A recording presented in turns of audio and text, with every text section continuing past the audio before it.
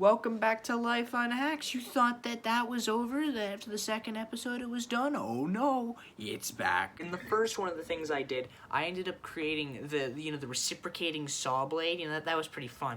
But I remembered that. I still have a bunch of these like little tiny motors lying around, and I have a bunch of old batteries. And the thing is that with the motors, they a bunch of batteries, they tend to run on more power than what these motors can handle.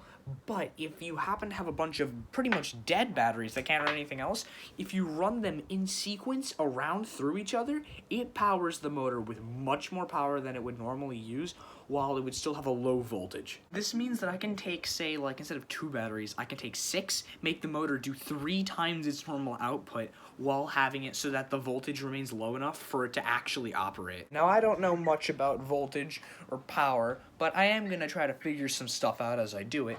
But one thing that I do know is that running these in like a little circuit around each other, it does do something, and it makes this thing spin ridiculously fast. Now I was thinking, I have this tool called a Dremel, and Dremels are extremely cool. They're like these let me show you. A Dremel is this thing, and what it does is it has a ridiculously fast spinning blade at like 14,000 RPM, so it spins really fast, and you can put pretty much whatever you want on the end of it that can fit into the little bit holder.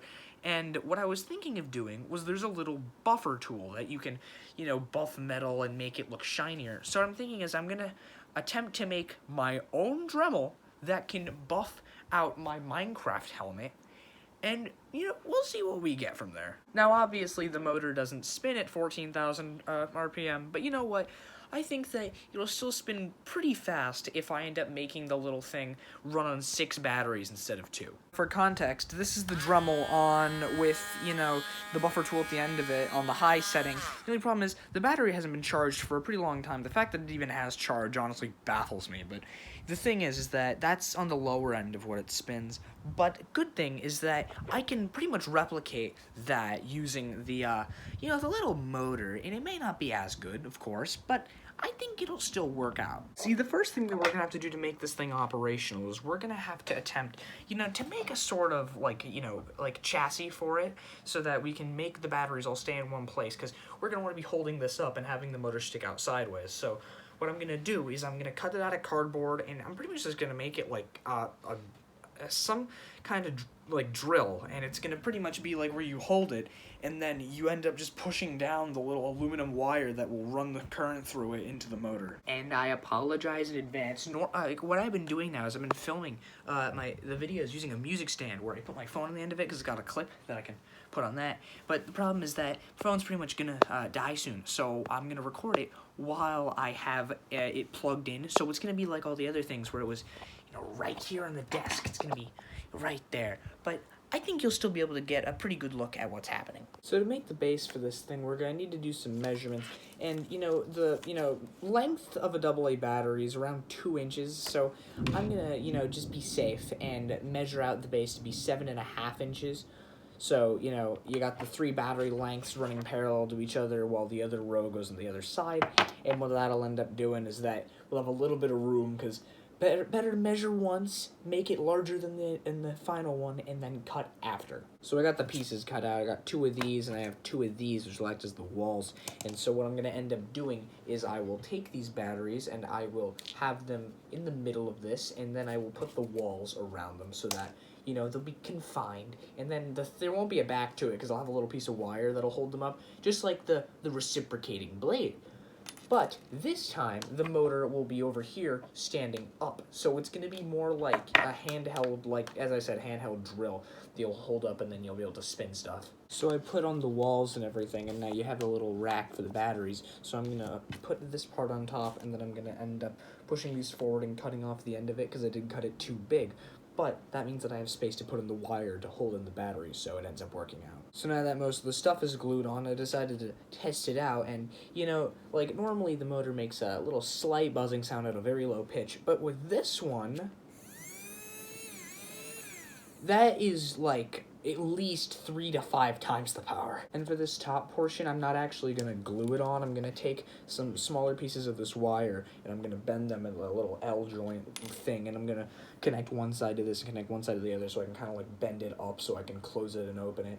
Because if I glue it, then how am I going to replace the batteries? It's just going to be a hassle. Yeah, actually, I'm just going to use tape. This stuff is too hard to bend for the hot glue to withstand, so yeah, I think tape would probably work the best here. Alright, so I built it, and now it pretty much works exactly as I wanted, so I'm pretty happy about that. You hold it down here, and then you put your finger on top and you push it down, and it turns on.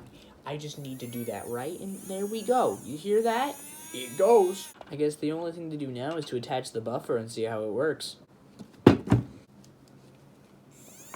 The buffer doesn't fit. But don't you worry, I have a solution. Make a little piece of cardboard into a circle, cover the edges with hot glue, stick it on the motor. You got a homemade buffer.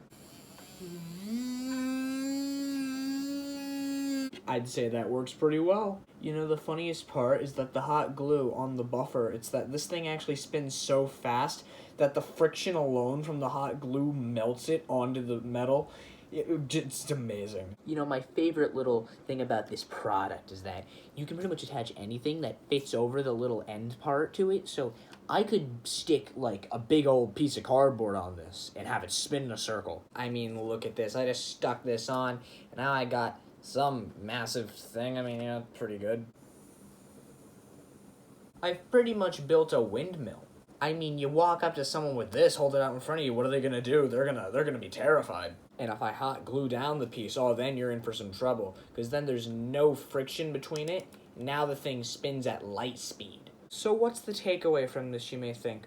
Well, I'll tell you. I was very bored today, and I decided to make something with some electronics, and you know what? I think I've accomplished that.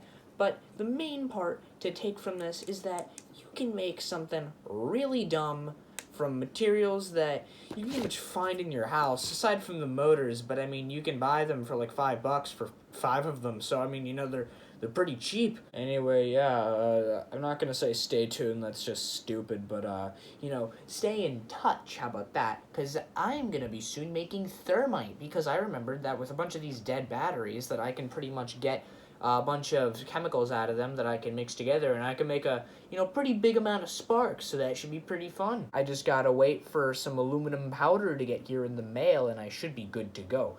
Though, you know, that's pretty much it, so, yeah, goodbye. I hope you don't have nightmares from the sheer power that you saw within this machine.